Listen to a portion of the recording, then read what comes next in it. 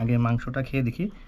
আপনারা দেখেন মাংসটা একদম হাত দিয়ে ক্ষয়ে যাচ্ছে, মানে এতটা নরম হয়েছে, বিশ্বাস করবেন না বন্ধুরা, অনেক মজা হয়েছে মাশাআল্লাহ। ভিউয়ার্স, গরুর মাংস রান্নার জন্য এখানে আমরা কিছু মশলা বেটে নিব। প্রথমে আদা বাটতেছে,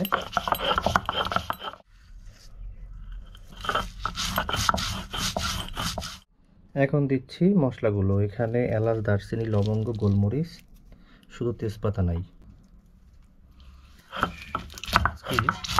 এই গরুর মাংস মশলায় সব কিছুতেই বেটে দিব। এটা একটা অন্যরকম মজা, এদের সবচেয়ে বেশি মজা হয় গরুর মাংস। মৌরি আর শাহি এলাচ আর জয়ত্রী, জয়ফল।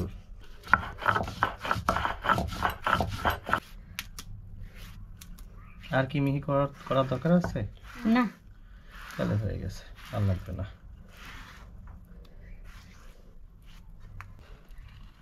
অলরেডি আমার সকল মশলা বাটা কমপ্লিট। এখন চলে যাব রান্নায়। মাংস রান্নার জন্য প্রথমে দিয়ে দিচ্ছি কড়াইতে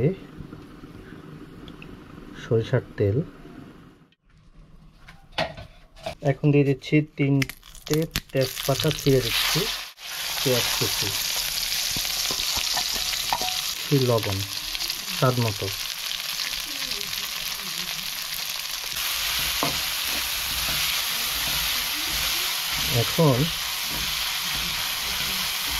এখন এই পেঁয়াজগুলো মোটামুটি ভেজে নিব, তো লালচে করে ভাজলে হয়ে যাবে।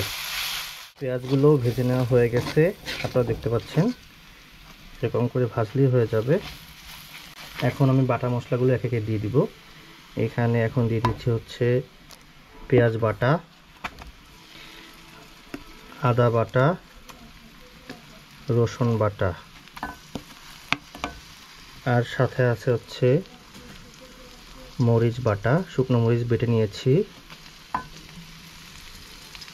জিরা এবং হলুদ বাটা।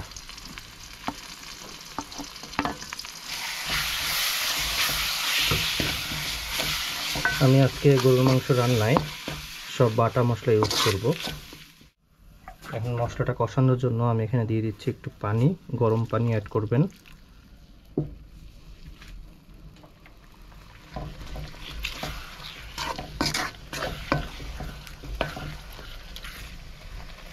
আমি এক্সট্রা কোনো মশলা ইউজ করব না, সব বাটা মশলা দিয়েই এই রান্নাটা সম্পূর্ণ করব।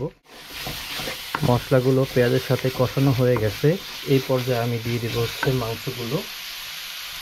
এখানে আমি 1200 গ্রাম মাংস নিয়েছি, গরুর মাংস। এখন আমি সেই মাংসগুলো দিয়ে দেব।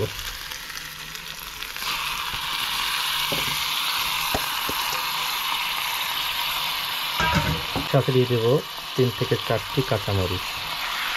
এখন এই মাংসগুলো ভালো মতো কষিয়ে নেব মশলার সাথে।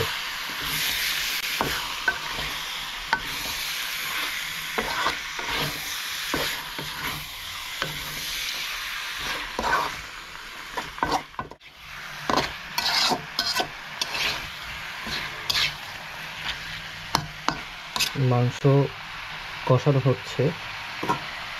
এখন এখানে আমি 250 গ্রাম নিয়েছি হচ্ছে টক দই। এটাকে ফেটে দিব, ভালো মতো ফেটে নিব। এখানে আছে গরম মশলার যে উপাদানগুলো আছে, এখানে আছে এলাচ, দারচিনি, লবঙ্গ, আর এখানে আছে হচ্ছে মৌরি, শাহি এলাচ আর জয়ত্রী, জয়ফল বাটা।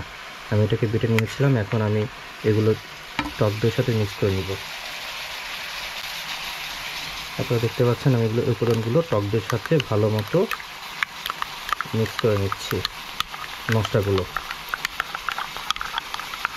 ঠিক এইভাবেই রান্না করবেন, খেতে আরও দ্বিগুণ টেস্ট হবে। মশলাগুলো ভালো মতো কেটে নেওয়া হয়ে গেছে। এখন আমি এই টক দই এবং মশলা এই মাংসের সাথে দিয়ে আবারও কষিয়ে নেব।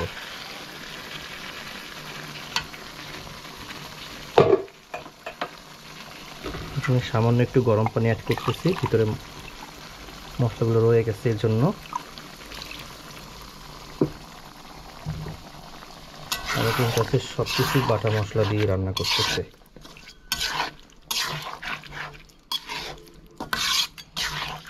মাংসের সাথে টক দই এবং মশলাগুলো ভালো মতো মিক্স করে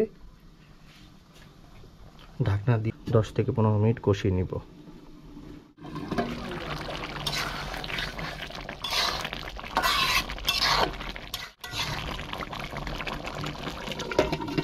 মোটামুটি 15 মিনিট কষিয়ে নিয়েছি মাংসগুলো। এই পর্যায়ে মাংসগুলো সিদ্ধ হওয়ার জন্য ঝোল দিব, অর্থাৎ পানি দিব। এখানে গরম পানি নিয়েছি, এখন আমি ঝোল তৈরি করব এবং গরম পানি দিয়ে দেব।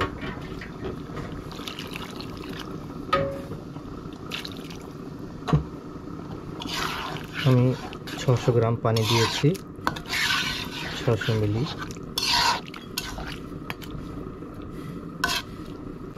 এই পর্যায়ে ঢাকনা দিয়ে ঢেকে আমি আধা ঘন্টা রান্না করব মাংসগুলো সিদ্ধ হওয়ার জন্য। ফিরে আসলাম 20 মিনিট পর।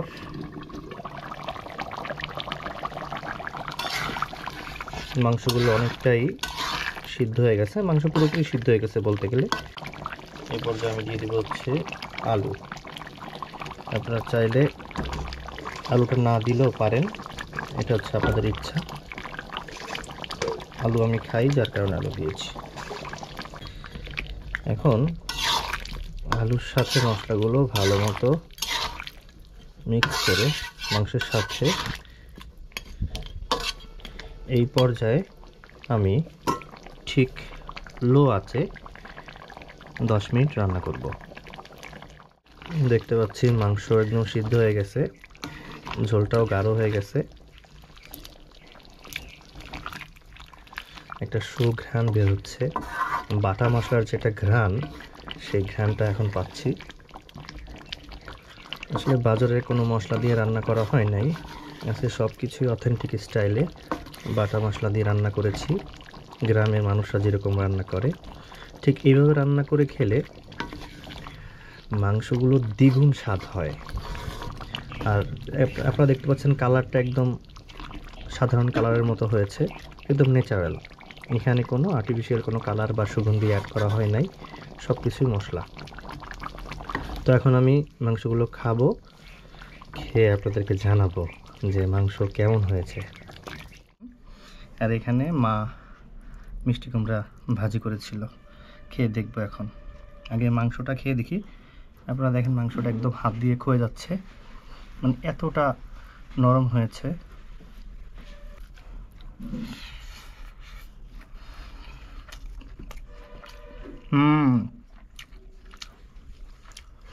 বিশ্বাস করবেন না বন্ধুরা, অনেক মজা হয়েছে, মাশাআল্লাহ। মাংসগুলো দেখতেছেন তো, একদম হাত দিয়ে ছিঁড়ে ফেলতে পারতেছি। আর আলুগুলো একদম জুসি হয়েছে।